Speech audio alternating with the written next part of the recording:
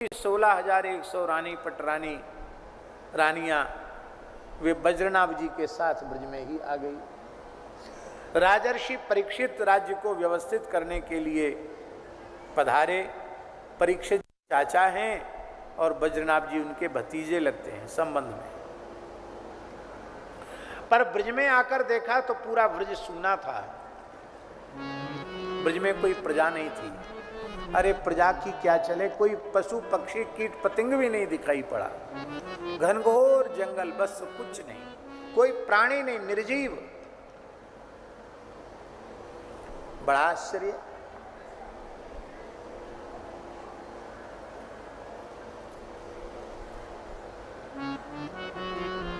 आज रात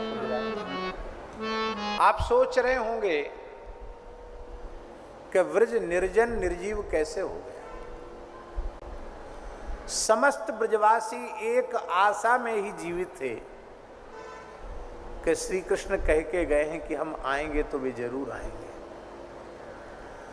श्री कृष्ण दर्शन, श्री कृष्ण मिलन की इच्छा से उनके भीतर प्राण टिके हुए थे। जब उन्हें यह पता चला कि भगवान ने तो द्वारिका में ही अपनी लीला का संवरण प्रवास क्षेत्र में कर लिया, अब वे यहाँ नहीं आएंगे। कृष्ण विरह में संपूर्ण ब्रजवासियों ने अपने देह का विसर्जन किया और वो तो नित्य लीला से आए थे, नित्य लीला में प्रतिष्ठित हो गए। ब्रज की चींटी भी जीवित न बची। ब्रज निर्जीव था, निर्जन था। तो यहाँ के मूल निवासी तो बताएंगे यहाँ की क्या विशेषता है। वज्रनाभ जी और परीक्षित जी खोजने चले, एक पर्णकुटी दिखाई पड़ी। पर्णकुटी से अनुमान हुआ, यमुना पुलिन में पर्णकुटी है, कि कोई महात्मा होंगे। प्रणाम किया। अथोटजम विहायासु शांडिल्य समुपागता। अपने उस उटज से, उटज जो है बड़ी कुटिया को उटज कहते हैं, उस कुटिया से बाहर निकल करके महर्षि शांडिल्य पधारे, जो ब्रजवासियों के कुल पुरोहित हैं, श्री नंद बाबा के कुल पुरोहित हैं। परीक्षित जी ने और वज्रनाभ जी ने उनके चरणों में प्रणाम किया और कहा, महाराज ब्रजवासी कहाँ गए? बोले, ये न कहीं आते हैं न जाते हैं। भगवान श्री कृष्ण की दो लीलाएं हैं, एक वास्तवी और एक व्यावहार की। वास्तवी लीला क्या है?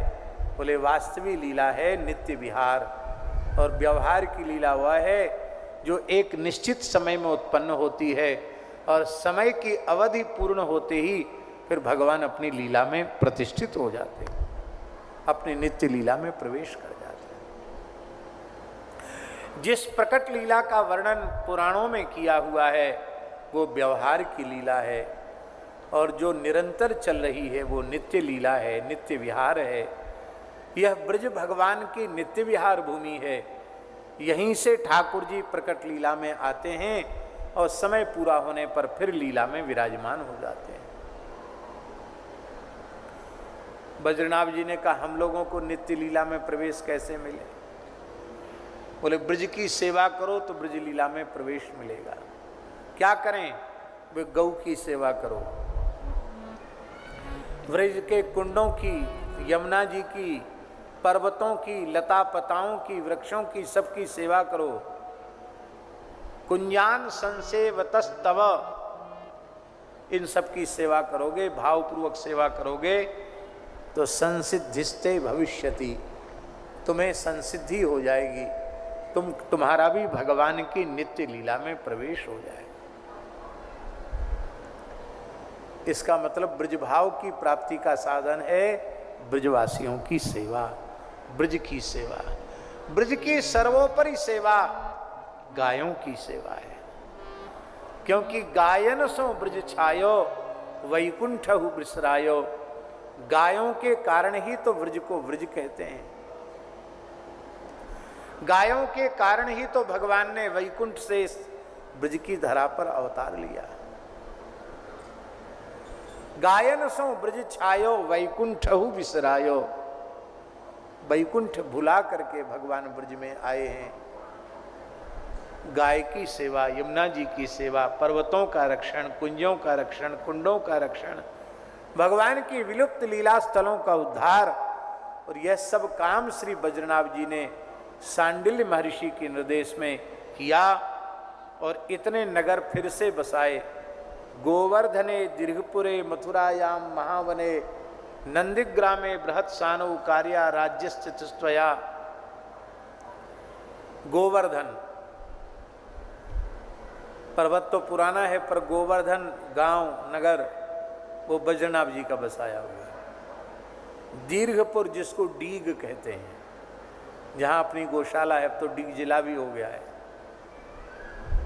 गोवर्धने दीर्घपुरे मथुरायाम मथुरापुरी, महावन गोकुल, नंदिग्राम माने नंदगांव, बृहत सानु माने बरसाना, इतने नगर इतने स्थल बज्रनाभ जी ने बसाए।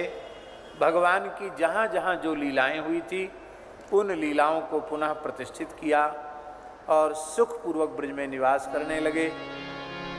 परीक्षित जी ने बहुत सी प्रजा लाकर ब्रज में। श्री सीताराम प्रतिदिन